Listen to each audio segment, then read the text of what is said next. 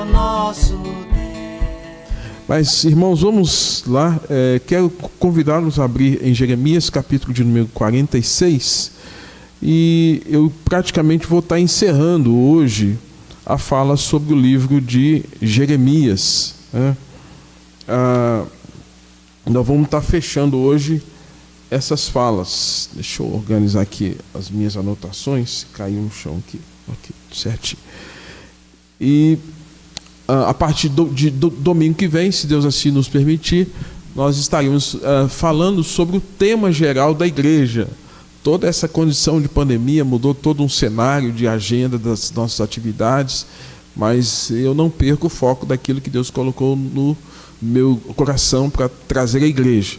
Então, a partir de domingo que vem, nós vamos estar falando sobre isso, ainda que agora no mês de maio, né, 5 meses, mas a gente vai estar alinhando aí com o que Deus tem colocado no nosso coração para ministrar sobre a vida da igreja. Então, Jeremias capítulo 46, eu vou ler apenas o verso 1 e vou pedir que você mantenha a sua Bíblia aberta, se não for a Bíblia, aí o seu celular, né, e vá acompanhando com o dedo aí, fazendo as mudanças necessárias dos textos que nós estaremos fazendo menção, tá? Vamos ler junto? 46:1. 46:1. Vamos lá? Palavra do Senhor que veio a Jeremias, o profeta, contra as nações. Quero que você memorize aí a palavra contra as nações. Palavra do Senhor a Jeremias contra as nações. Contrário, ante, né? Oposição. Então é Deus que está dizendo que está se opondo às nações. E para que você entenda sinteticamente aqui o que Deus colocou, para que nós pudéssemos estudar nessa manhã, começamos a pensar quais são os nossos inimigos espirituais. Quais são os seus inimigos espirituais e quais são os seus inimigos reais. Os inimigos reais, na verdade, eles só são inimigos porque por trás tem uma questão espiritual avessa a Deus, né? Nós temos, de maneira bem simples, a descrição de que temos grandes inimigos: a carne, o mundo e Satanás. A nossa carne, algo interno, uma herança pecaminosa que você luta com ela todo dia, e a Bíblia fala que nós temos que fazer morrer a nossa natureza terrena, a nossa natureza carnal. E essa carne só vai ser mortificada por meio da presença do Espírito Santo de Deus na nossa vida, através da conversão, e que vai fazer com que a gente tenha força para lutar contra o pecado. Então é o nosso inimigo interno. Aí você tem o mundo. Aí a Bíblia fala do mundo como um sistema pecaminoso caído, né? O mundo que jaz no maligno, que está morto no maligno. E você tem Satanás. A palavra Satanás significa o quê? Opositor, né? Opositor, aquele que se opõe a quem? A Deus. E o maior inimigo de Deus é Satanás. E automaticamente, se você foi chamado a andar na luz, e a Bíblia fala que Deus é luz, que Jesus é luz, que o Espírito Santo traz para nós a natureza de Deus para com a nossa vida. Se você tem essa luz de Deus sobre a sua vida, se você tem a luz de Cristo, a luz da palavra sobre você, há algo que vai se opor à luz. E o que se opõe à luz é o quê? É as trevas. Então, nós temos que entender, irmãos, que por mais que a gente tenha dificuldade de entender a dimensão dessa luta espiritual, nós estamos sempre travando lutas espirituais o tempo todo. No contexto do Velho Testamento, essas lutas espirituais também aconteciam. E essas lutas espirituais, elas eram prefiguradas ao fato de que Israel era o povo eleito de Deus, o povo que Deus chamou para a sua comunhão, né? E as nações em torno de Israel eram nações que se opunham a Deus. E automaticamente, ao se oporem-se a Deus, elas se opunham à nação de Israel. Israel tinha a sua parcela de culpa, mas também eles eram muito oprimidos, assediados e seduzidos pelas nações pagãs. Se você tem acompanhado as pregações ao longo desses quase 2 meses que eu estou falando sobre o livro de Jeremias, fazer uma brincadeira aqui. Ontem o Alonso estava lá em Congonhas, aí tirou uma foto lá do profeta Jeremias, mandou para mim: pastor, aqui você está falando tanto de Jeremias que eu estou mandando a foto para você, né? Porque Aleijadinho, né, que fez lá a obra dos profetas, né? Dentre isso, quer dizer, então já está na cabeça da igreja. O pastor tem 2 meses que está falando sobre Jeremias. Mas o que está acontecendo num contexto de Judá, Jerusalém, e bem como a nação de Israel, que estava sendo seduzida e oprimida ao mesmo tempo para andar segundo as outras nações pagãs, que eram inimigos espirituais de Deus e, consequentemente, inimigos espirituais de quem? De Israel.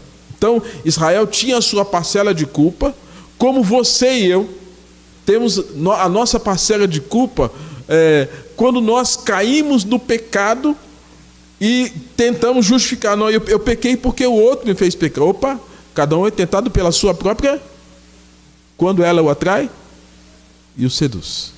Então não adianta pôr a culpa no outro. Mas o outro também tem uma responsabilidade. Esse texto aqui, o verso único que eu li aqui, ele vai retratar exatamente isso. A palavra do Senhor que veio a Jeremias, profeta contra essas nações. E o que está acontecendo aqui? Então,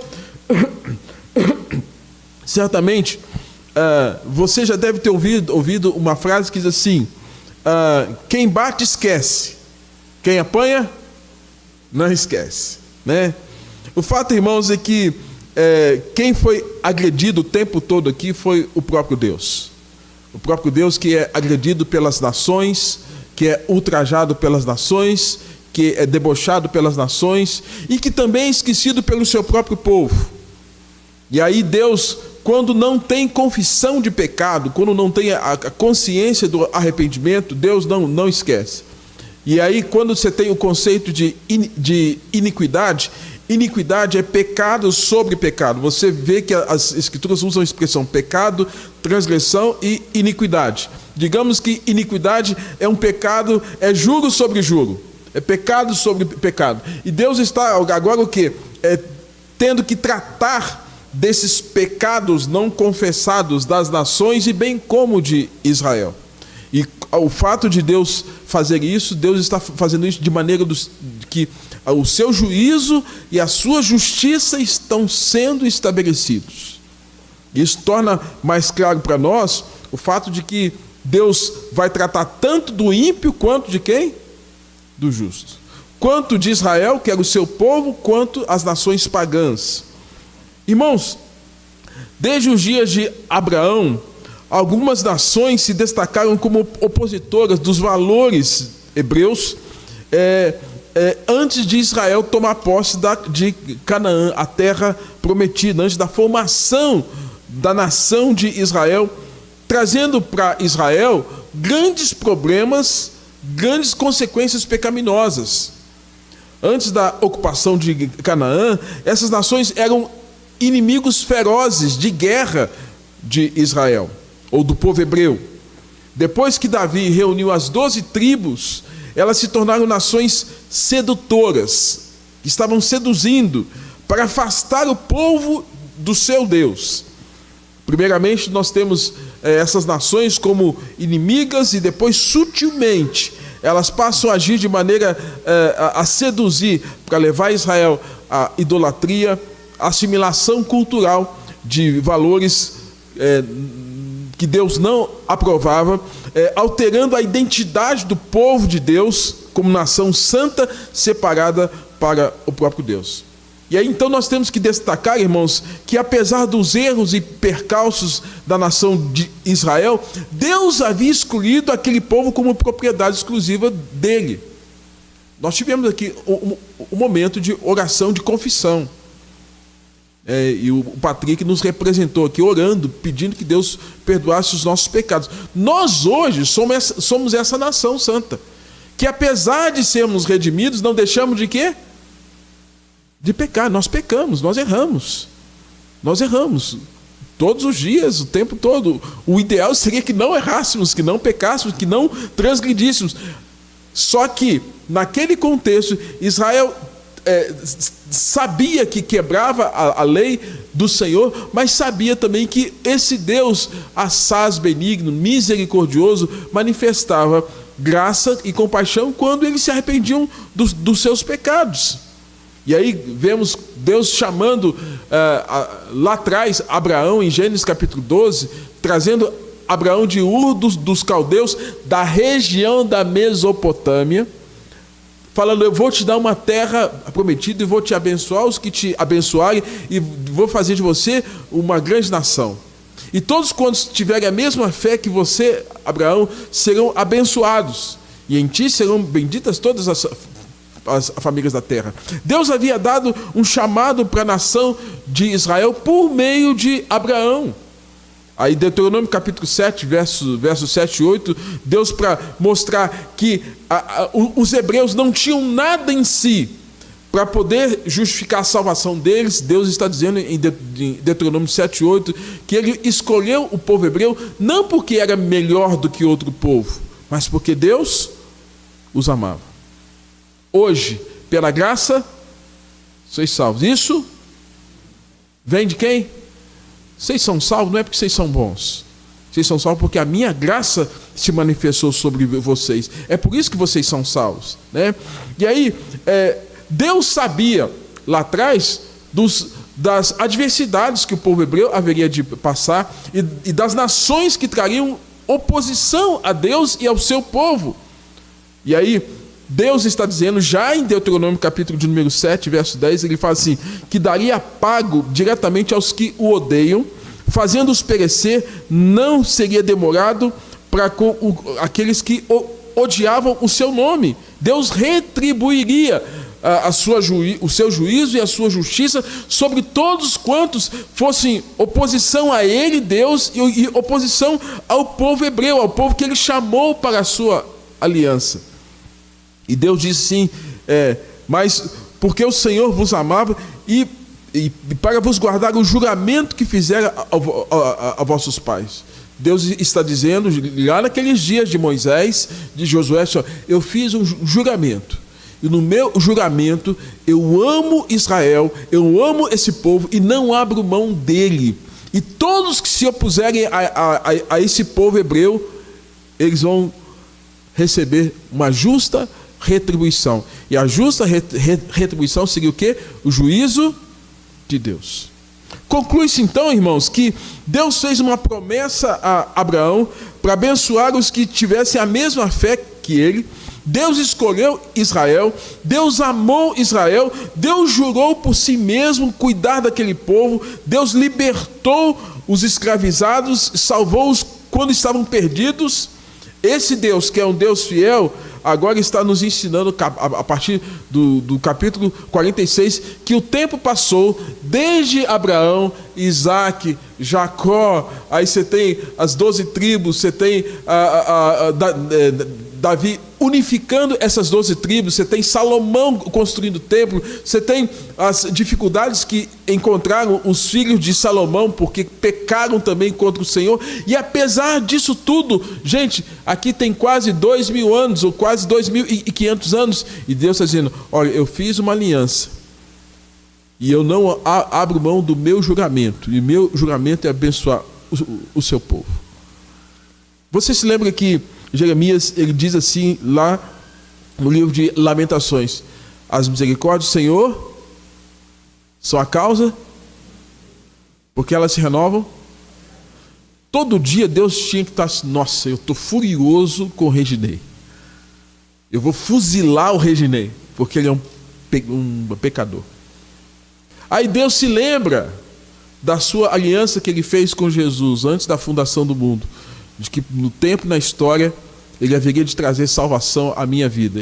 Deus fala, olha, porque eu fiz uma aliança com meu filho Jesus para salvar o Reginei, em vez de fuzilar e mandá-lo para o inferno, eu vou mantê-lo vivo e vou manifestar a minha graça salvadora sobre ele. É isso.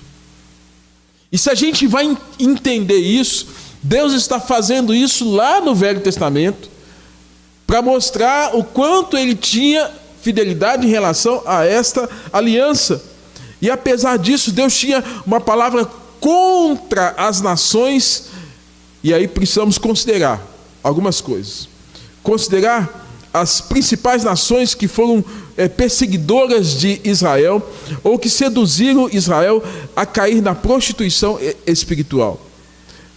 E nesse caso, nos dias de Jeremias, Isaías, Ezequiel, Oséias, Malaquias, Deus está denunciando o pecado espiritual de Israel como um ato de prostituição. E a prostituição espiritual aconteceu por quê?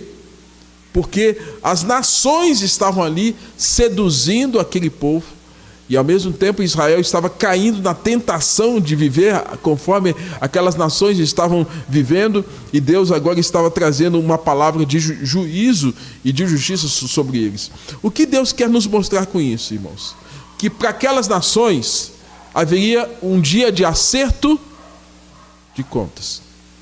Às vezes nós não gostamos de pensar em inimigos. Mas você tem inimigos. Nós cantamos aqui. Não existe nada melhor do que ser o quê? Amigo de Deus. Mas quem se coloca na condição de ser amigo de Deus, vai ser inimigo de quem? Do mundo. Quem for amigo de Deus vai ser inimigo de quem? De Satanás.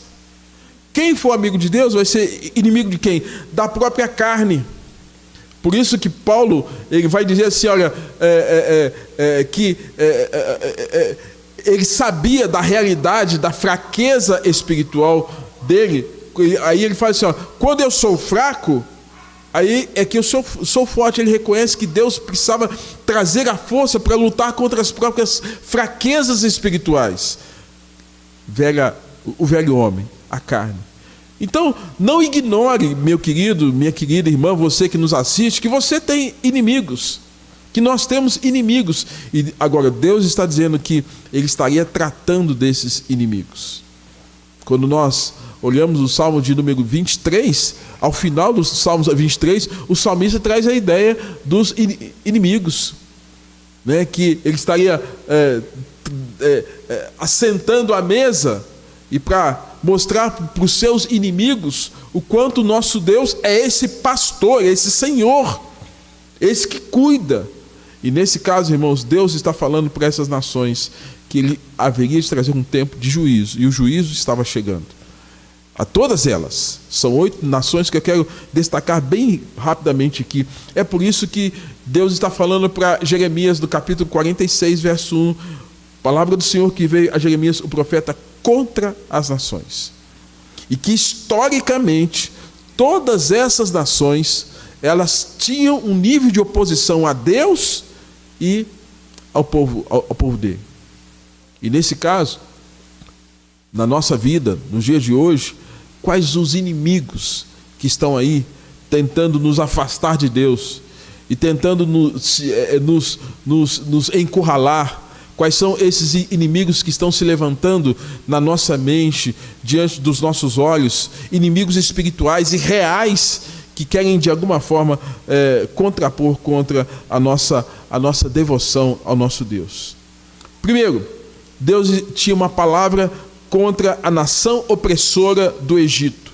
Capítulo 46, aí você aí com a sua Bíblia, você vai ver que do verso 1 até o verso de número 28, você tem uma descrição do Egito, e Deus dizendo que estaria trazendo sobre o Egito uma punição.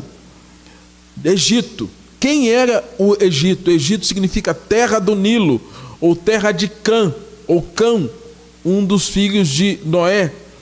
Nação pagã, politeísta, governada por reis, chamados também de faraós, com elevada cultura, engenharia e arquitetura, demonstrada na construção das grandes pirâmides, tecnologia de embalsamento de mortos, com especiarias, com vasta cultura agrícola por conta do Egito, do Nilo que regava aquele país. O Egito esteve sempre presente na vida do povo hebreu. 400 anos que escravizaram, oprimiram, mataram crianças, perpetuaram uma condição de opressão religiosa e espiritual. O Egito, irmãos, traz a ideia de mundo. O Egito traz essa ideia desse mundo avesso a Deus. O Egito é um opressor, mas ao mesmo tempo um sedutor.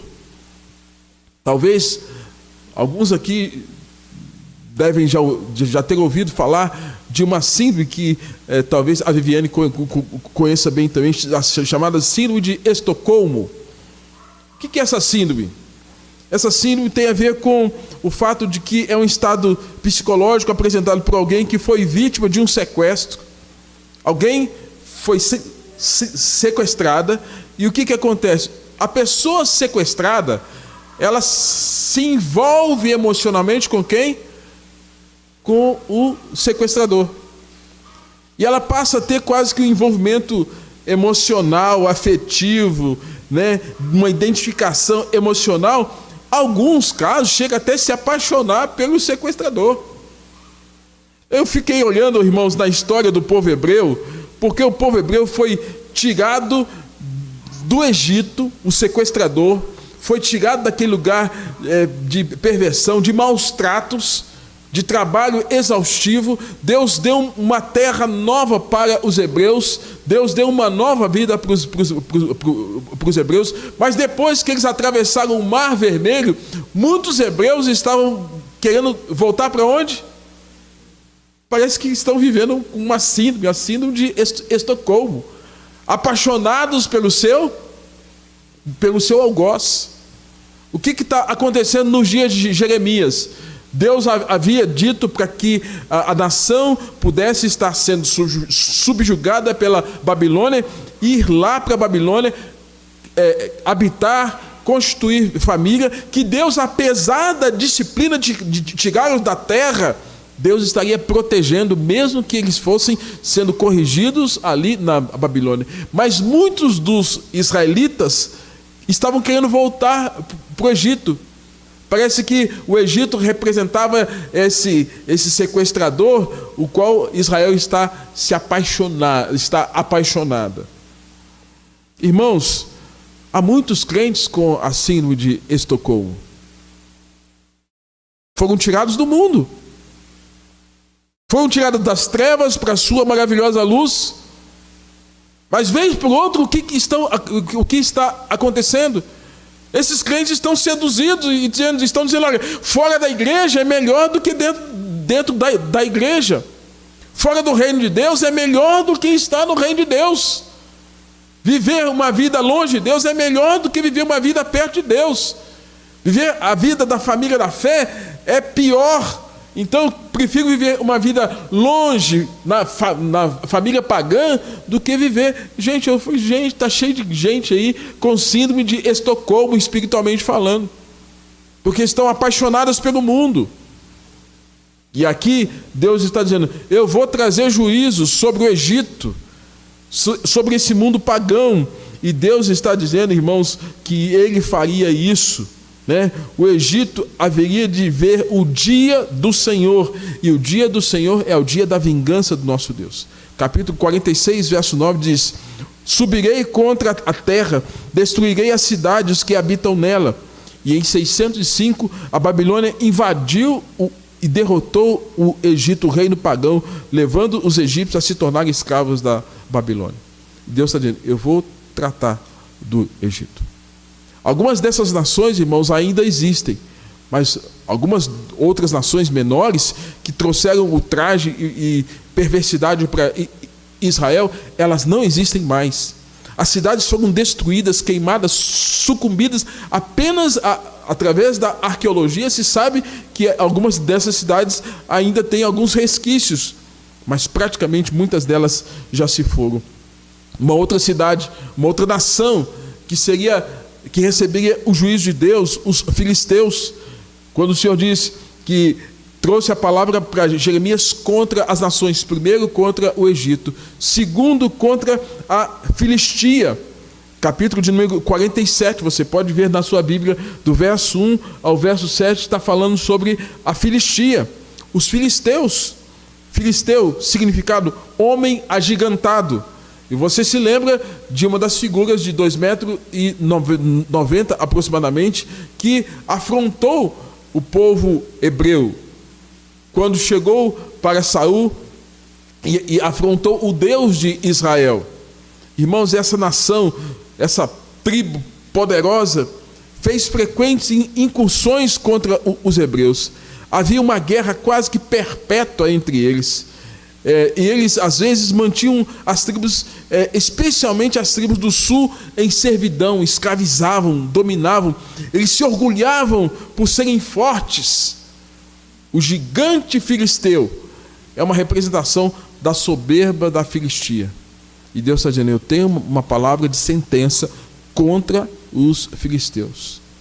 Juízes capítulo 15 mostra quanto os filisteus oprimiam o povo hebreu, e essa opressão implicava, à medida que os hebreus plantavam a sua semente de trigo, os filisteus iam ali e destruir todo um cenário de plantação. Os filisteus, eles desejavam tudo aquilo que os hebreus tinham. E Deus está dizendo: eu tenho uma palavra contra os filisteus. Inimigo de Israel é meu inimigo. Inimigo do cristão é meu inimigo. Você se lembra da palavra que o Senhor deu para Saulo antes da sua conversão? Dura coisa é recalcitrares contra os aguilhões de Deus. Saulo, Saulo, por quê? Me persegues. Perseguir cristão é perseguir a Cristo. Opor-se a Deus e opor-se à nação de Israel era um ato de perseguição. E aí nós temos o próprio Deus trazendo uma palavra, irmãos, no capítulo de número 47, verso 4, dizendo: porque o Senhor destruirá os filisteus. E de fato, 2 Reis, capítulo 18, nos informa que foram totalmente subjugados. Inimigo espiritual de Deus, inimigo espiritual do povo hebreu.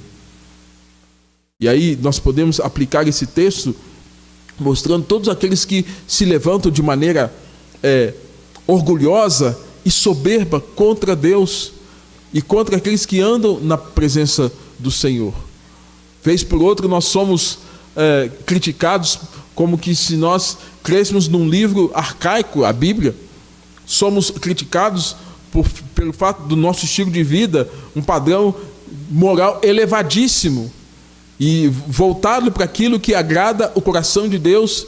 Vez por outra, alguém nos seus arrombos de intelectualidade humilha aqueles que são do Senhor. Saiba, meu irmão, que essas pessoas haverão de algum dia se apresentar diante de Deus, e Deus estabelecerá o seu juízo, a sua justiça, a sua punição, como o Senhor disse que faria e fez com muitas dessas nações. Terceira nação, Moabe, capítulo de número 48, do verso de número 1 ao verso de número 47, você vai ver aqui os moabitas. Moabe, nação contenciosa. Quem foi Moabe? Moabe, irmãos, é aquela nação que tem origem, você se lembra que quando Ló fugiu de Sodoma e Gomorra, a sua esposa, desejando ou olhando para trás, ela virou o que, criança? Estátua de quê? Estátua de sal. Porque ao olhar para trás, era como se desejar o estilo de vida de Sodoma e Gomorra, promiscuidade, imoralidade. Irmãos, de alguma forma a Bíblia vai nos informar que Ló conseguiu sair. Mas as suas filhas, ainda que saíssem, quando se viram agora com o pai sozinho em uma caverna, começaram a pensar num ato de desespero e de angústia, dizer: olha, nosso pai está velho, não tem homens, vamos embriagar o nosso pai e vamos ter um filho com o nosso pai. Dessa relação das filhas de Ló com o pai, duas nações são levantadas. Os Moabitas, uma nação de origem que nasce de uma relação incestuosa. A filha mais nova embriagou o pai e agora se deita com o pai. Nasce então essa nação que se opõem contra Deus e que se opõem contra o povo de Deus. E quando o povo hebreu estava em rumo à sua terra prometida e precisava passar entre os moabitas, foram impedidos, hostilizados pelos moabitas, que não permitiam a passagem do povo hebreu naquele território dos moabitas. Certamente você já viu aí nesses últimos dias que houve um problema lá no canal de Suez. O canal de Suez é um estreito que foi aberto pela mão dos homens aí por muitos anos, muitos séculos, né? Onde da Ásia você conseguia chegar num ponto que era fácil chegar na Europa. Um trecho que foi aberto de cerca de 148 quilômetros. E que, caso contrário, você tinha que fazer um percurso de 7.000 quilômetros para dar a volta por toda a África para chegar na Europa e parte da Ásia também. Canal de Suez, alguns dias atrás, houve um navio que ficou encalhado. E o quanto aquilo trouxe um prejuízo no comércio internacional. Irmãos, imagina essa realidade lá atrás. O povo hebreu precisando chegar à sua terra e uma pedra no meio do caminho. E a pedra era os moabitas.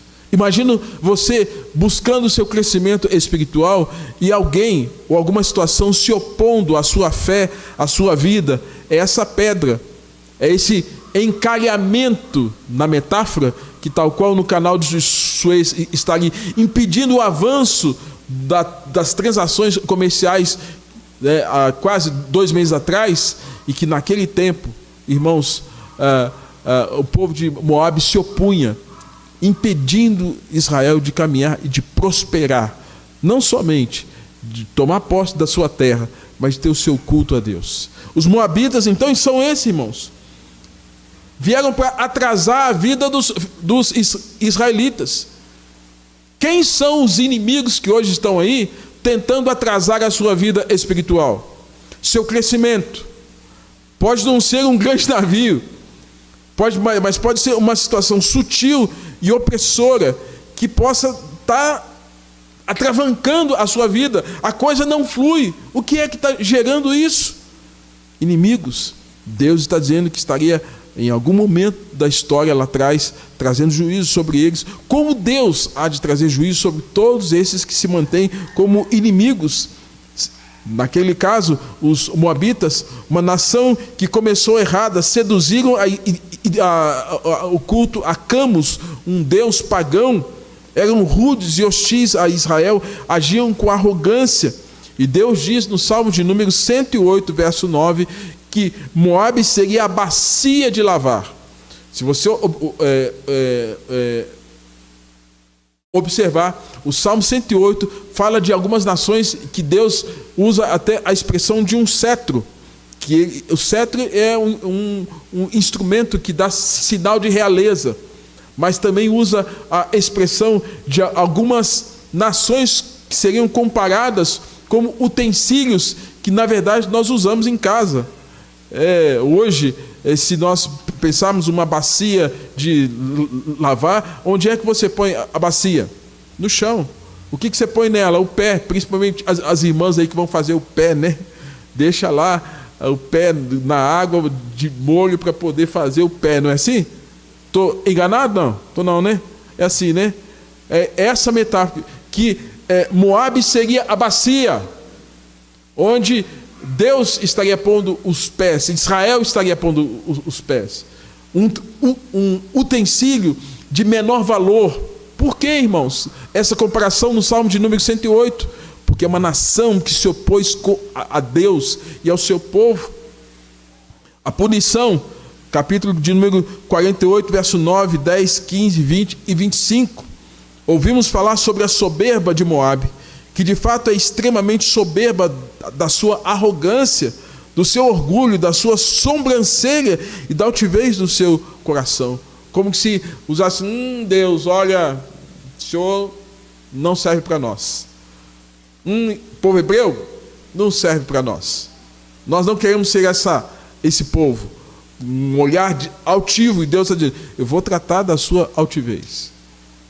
Irmãos, O mesmo Deus de ontem, o mesmo Deus de hoje.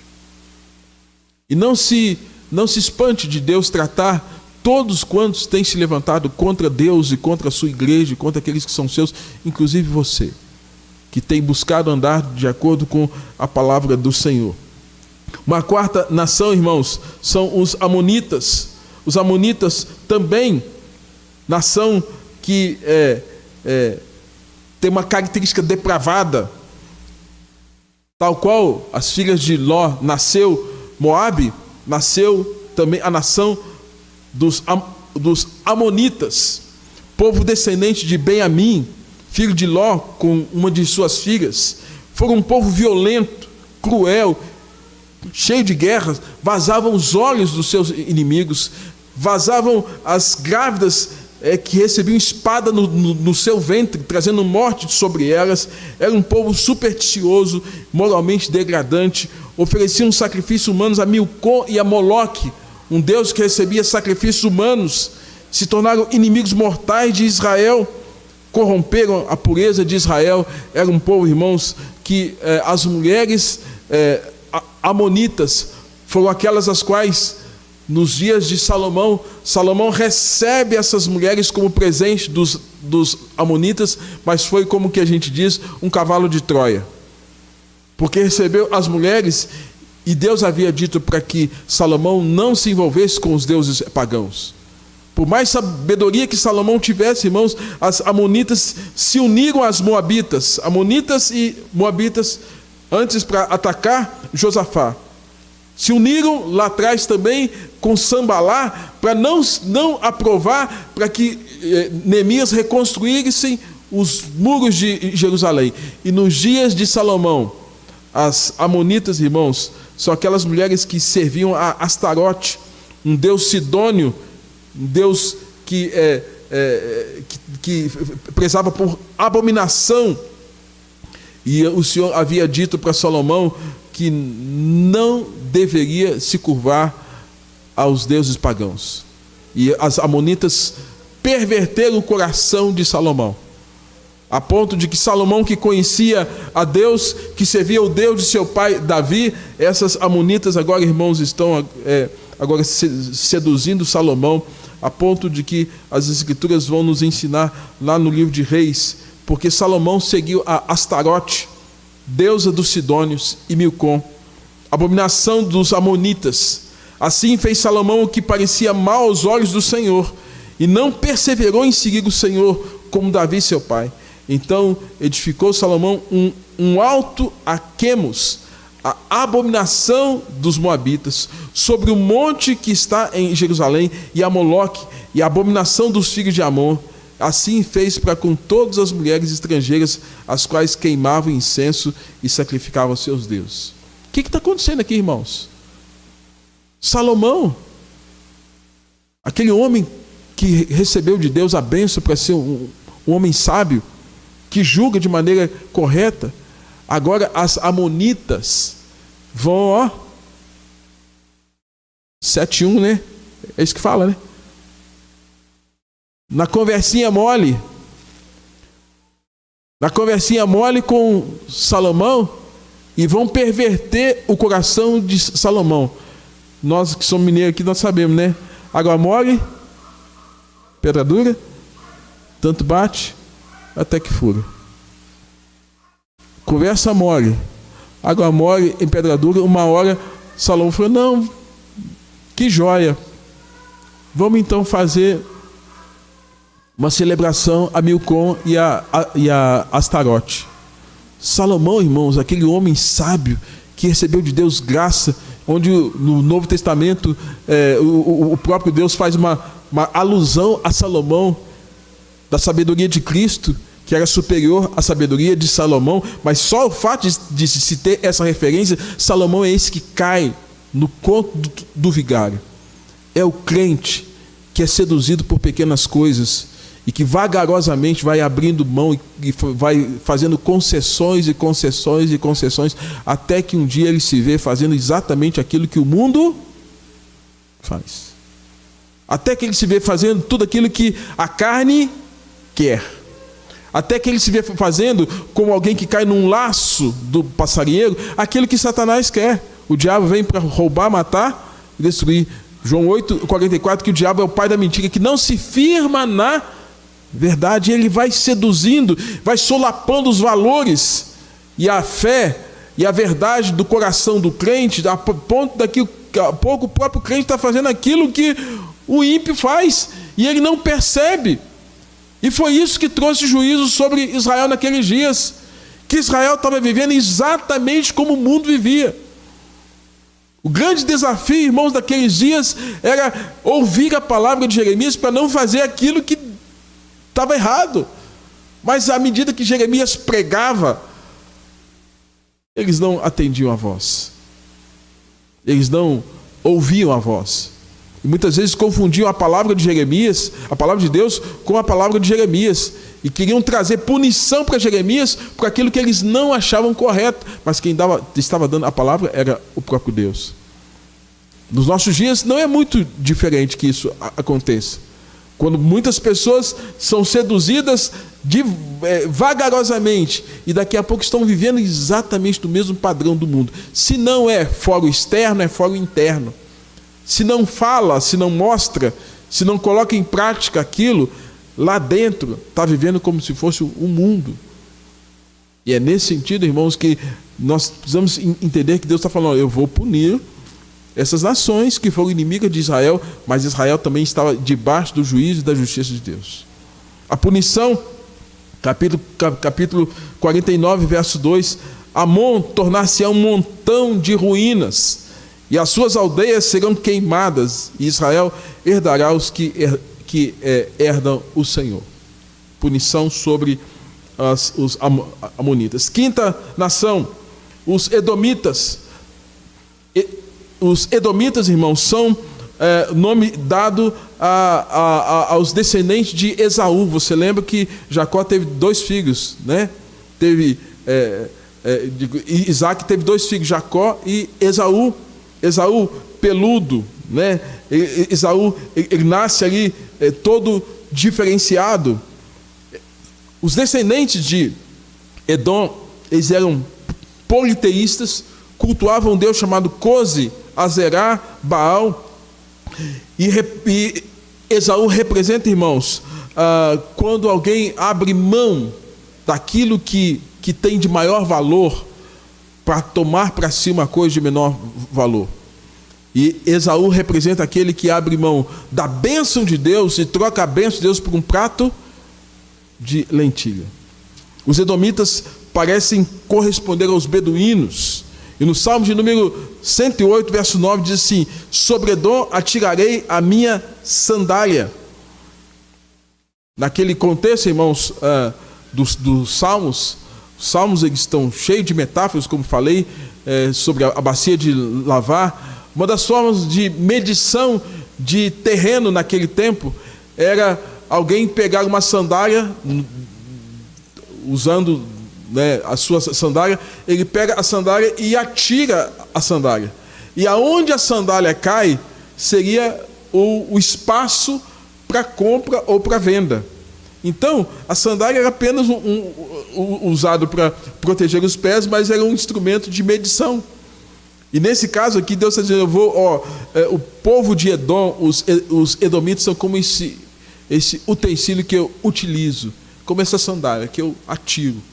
Deus está usando isso para falar assim: olha, eu vou subjugar os edomitas. E a punição que veio sobre os edomitas, capítulo de número 49, porque eu trarei sobre ele a ruína de Esaú, o tempo do seu castigo. Mas o inimigo de Israel sendo posto em xeque, Deus falando: eu vou tratar de você. Sexto inimigo, Damasco, capítulo 49, verso 23 ao verso 29, uma cidade que representa a Síria. Foi fundada, segundo a tradição, por Uz, neto de Sem e bisneto de Noé. Foi conquistada por Davi. O rei Acás ofereceu sacrifício aos deuses da Síria. O Damasceno Eliezer é citado em Gênesis capítulo 15, Damasco. Naamã argumentou que os rios da Síria, Farfar e Afana, eram melhores que o rio Jordão, uma referência a Damasco, a Síria. Então, Damasco, na verdade, é uma referência à Síria. Agora, irmãos, a Síria é tida como uma nação cambaleante. Damasco é uma nação cambaleante, que não tem caminho reto.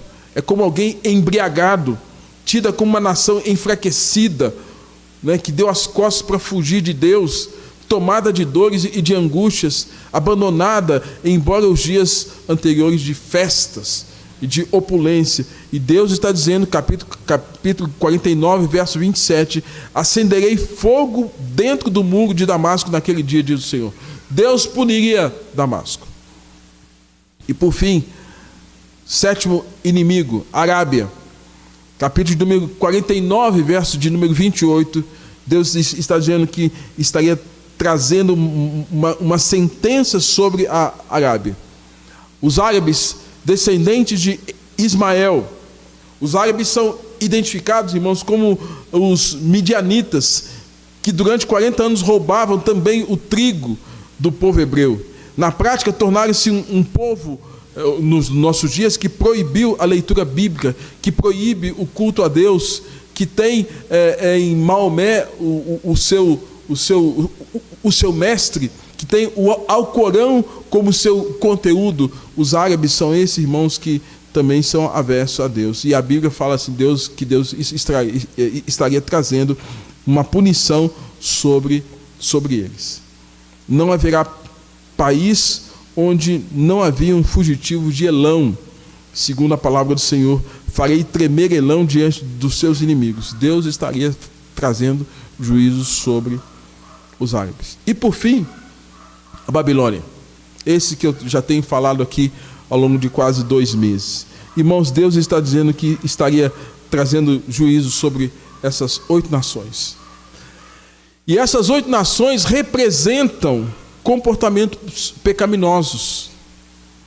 Essas nações, se aplicarmos de maneira bem definida, representam o comportamento de pessoas, famílias, cidades, nações. E você se lembra que o fato de nós estarmos hoje, diante de estarmos para celebrar a ceia do Senhor, o Senhor diz assim que deveríamos celebrar o Senhor até que Ele venha. E até que Ele venha significa até o dia final, o dia do juízo, onde o Senhor estaria trazendo juízo sobre as nações. Apocalipse, capítulo de número 21, verso 8, vai trazer para nós aquela mensagem que é sempre citada acerca de comportamentos pecaminosos, os quais Deus haveria de condenar, e que esses comportamentos representam o comportamento daquelas nações, como também das nações, das pessoas, das famílias dos dias de hoje. Quando o Senhor diz assim, quanto porém aos covardes, aos incrédulos, aos abomináveis, aos assassinos, aos impuros, aos feiticeiros, aos idólatras, aos mentirosos, a parte que lhes cabe é o lago onde arde fogo e enxofre, a saber, a segunda morte. Como Deus falou que faria um juízo àquelas nações, e fez historicamente, Deus está apontando que Deus fará juízo quando tudo isso encerrar, até que tenhamos a última ceia aqui na terra, para termos a primeira ceia nos céus, das bodas do Cordeiro.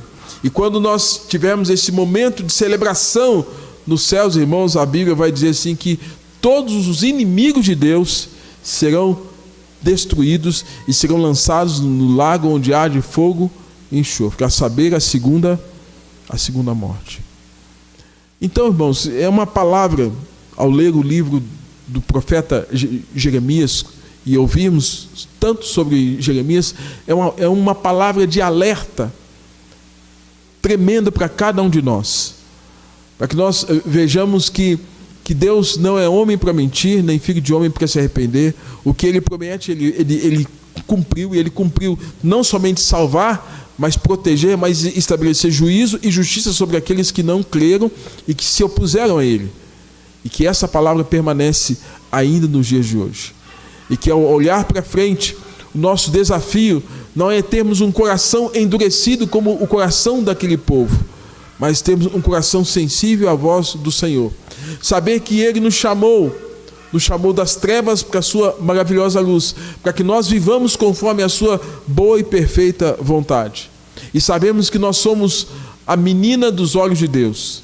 E tal qual o Senhor disse para a nação de Israel: com amor eterno te amei, com benignidade eu te atraí. Deus mostrando que amou aquele povo, como 1 Pedro 2,9 fala que Deus nos chamou das trevas e nos chamou para sermos uma nação santa, um povo de propriedade exclusiva dele.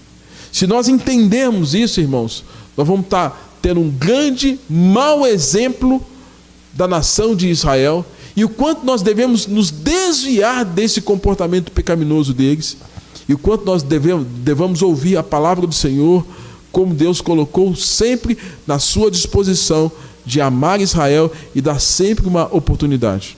Nós lemos aqui o Salmo de número 50, e o Salmo 50 é uma descrição do juízo, da justiça de Deus, da punição, mas de ato de gratidão ao Senhor, pelo fato de que, a despeito de sermos pecadores, Deus nos chama para o culto. Nós lemos aqui o Salmo de número 79, que fala também desse desafio de Deus olhar para as nossas vidas, para as nações e ver os nossos pecados, mas Ele, na sua graça, manifestar-se como Salvador, aquele que vai redimir as nossas vidas. Então, por mais que o mundo esteja do jeito que está, por mais que você veja que os inimigos cada vez mais estão ferozes contra Deus e contra você, o seu desafio, o meu desafio é permanecermos fiéis, porque o nosso Deus é um Deus fiel. E ao participarmos da ceia nesta manhã, nós temos a oportunidade de renovar a nossa força e a nossa comunhão com o nosso Deus. Nós estaremos orando agora.